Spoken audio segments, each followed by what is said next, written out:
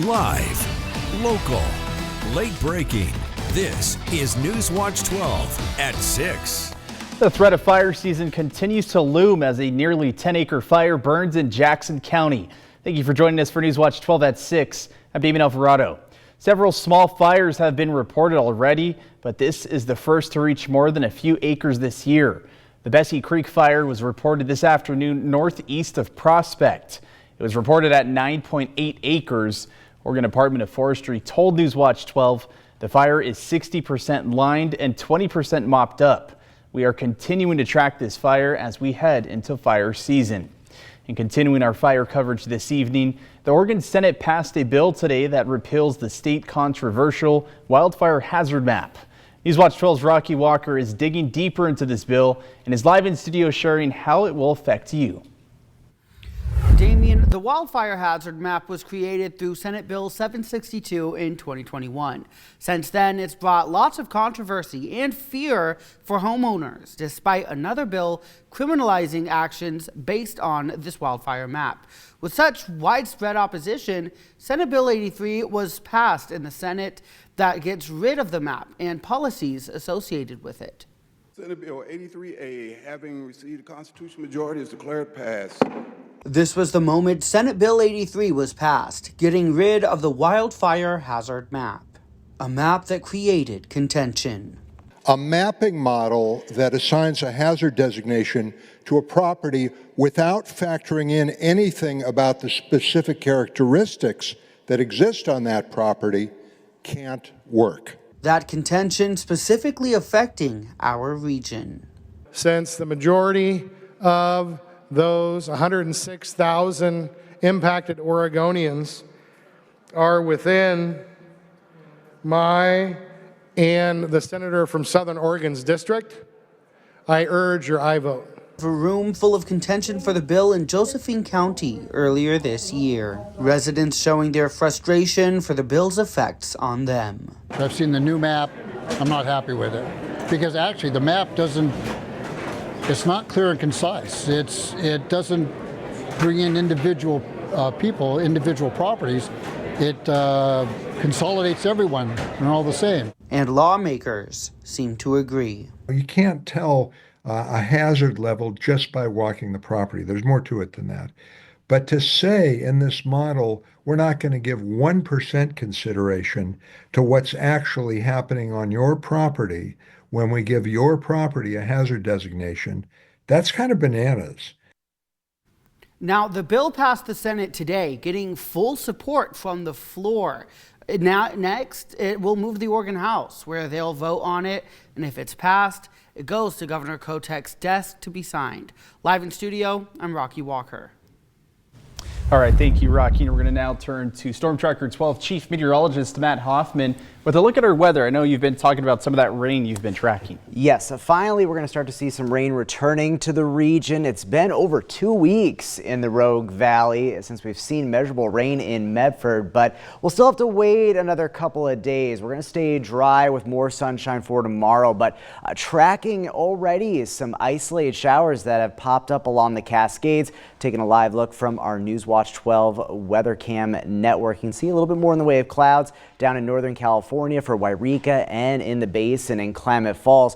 Also seeing some pretty breezy winds. Winds have really picked up for our inland valleys over the last couple of hours. We've had some very gusty winds throughout the day along the coast. Look at Crescent City, gusts up over 50 miles per hour and then gusting up to 35 miles per hour with the latest report in Gold Beach. Take a look at Crater Lake. You can see some of the clouds reflecting from the lake water. We have billowing clouds and a few isolated showers that have fired up. One just to the southwest of Crater Lake, and then we got another one near Diamond Lake producing a little bit of rain. No lightning reported with these so far. But as we head into tonight, we're going to be watching for parts of Siskiyou County up through southern portions of Klamath and Lake County for some showers to get going as the evening progresses. Meantime, another look at temperatures around the region. 63 in Klamath Falls. We're at 64 in Montague as well as Grants Pass, and it's 65 degrees in Brookings. Tonight, staying clear in the Rogue Valley. We'll be watching though for places like Klamath Falls, Wairika for you folks, and then down through Mount Shasta and over towards Lakeview for maybe a few showers overnight, and then into tomorrow. Will stay sunny for the Rogue Valley and for the coast. Winds will be breezy for coastal communities, but much more widespread wet weather is expected later this week. We'll time out the rain chances and talk temperatures into the weekend coming up in just a bit. Damien. All right, thank you, Matt. Oregon health officials are urging caution around lakes, rivers, and reservoirs due to the risk of toxic algae blooms. NewsWatch 12's Samantha Cadero takes a closer look at what to watch for and how to stay safe outdoors. The warmer weather on the way, many people are going to be wanting to hit the water, and with that warmer weather becomes the real possibility of toxic algae growth, especially in still bodies of water like this pond right behind me. And there's many things that people need to look out for when it comes to the toxic algae growth. It's harmful algae blooms that are the problem. And all of us that like to recreate and spend time on the water, it's up to us to know how to identify a harmful algae bloom and how to protect ourselves when we're out on the water. Cyanobacteria, also called harmful algae, can look like colored scum or thick paint floating on the water. They're not always dangerous, but some blooms release toxins that can make people sick and can be deadly for dogs. People and pets are most exposed when they're going into water, when they're wading or swimming and they get water in their mouths, or if they're doing activities like water skiing where the water gets sprayed onto their faces. So those are the kinds of activities that we suggest people avoid when there may be an algae bloom. Blooms can show up anywhere in the water, especially in late spring and summer, but they're not always obvious, and sometimes the damage is done before people even know it's there. It's best to seek the coldest water and the movingest water that you can, because those are areas that tend to be less likely to have those blooms. Symptoms in pets or wildlife can include vomiting, weakness, or even signs of liver failure. And humans can also get sick if exposed, especially young children. Officials say avoid foamy or smelly water and always check for advisories before heading out. Reporting in Central Point, I'm Samantha Cadera. New at 6 tonight, the Bureau of Land Management is issuing nearly $28 million to Western Oregon counties in timber revenue payments. More than $9 million is coming to Southern Oregon, and you can see the breakdown on your screens now. Jackson County is receiving $4 million, which is the most in our region. The payments are supported by the timber harvested from public lands. Funding also supports local services like emergency response and education. Tonight, the Thurston softball team is honoring the Umpqua Community College softball coach and player who were killed in Friday's crash. Parents, staff, and players tell Noah Chavez that Coach Jamie Strins played a huge role in the Northwest softball scene. Coach Strins lived for the sport of softball, from coaching hundreds of girls across the Pacific Northwest to creating her own travel team, the Shamrocks, to eventually being named the new head coach for a brand new UCC softball team. Parents say that if you played softball in the area, you definitely knew Coach Strins. Eagle Point, the girls that were playing tonight, girls on their team have played for Jamie. It's a fact many Thurston softball players, coaches, and parents never thought they'd have to face: the death of beloved softball coach Jamie Strins, a woman they said had a major impact on so many young women playing the game of softball. There's not one school in Lane County that doesn't have somebody on their team that's been in Jamie's organization or currently playing for Jamie's organization. The parents I spoke with said Coach Jamie gave just the right amount of tough love and sternness the girls needed to not only excel in their sport, but also in life. I mean, she had a great coaching style, but it was really molding these young ladies into great future young adults.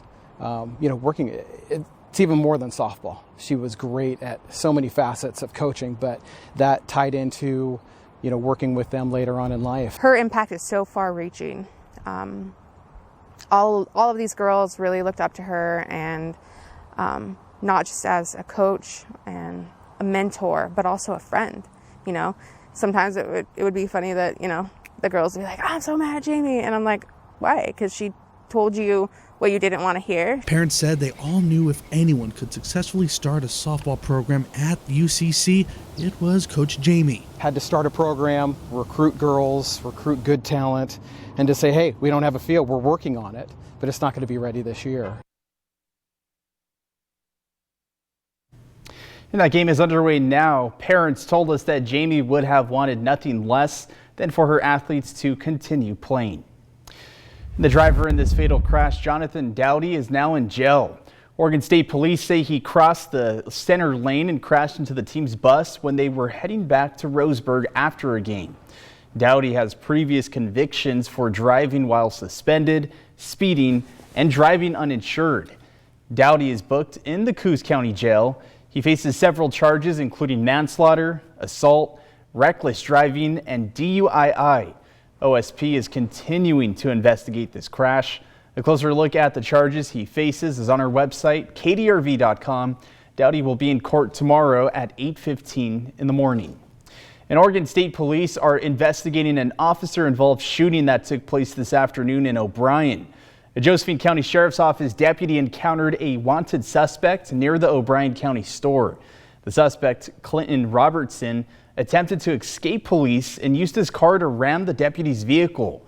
This resulted in the officer shooting Robertson, who was then transported to a Grants Pass hospital. The Southern Oregon Humane Society is celebrating a large donation. They received over $39,000 from Southern Oregon Subaru. And Southern Oregon Subaru has partnered with So Humane for 13 years. In that period, they have donated over $340,000. General Manager Randy Nadamnia says they love being a part of the community. They know it's the oldest no-kill shelter in the state of Oregon, and they can come here, get that forever pet, and it's just awesome to be a part of that for our community. So Humane told NewsWatch 12 that this money will help with medical costs. The shelter has also seen an increase in need of their services. So Humane says they are not sure they could operate without the support of businesses like Southern Oregon Subaru. This donation not only allows them to fund medical needs, but will also allow them to feed the dogs.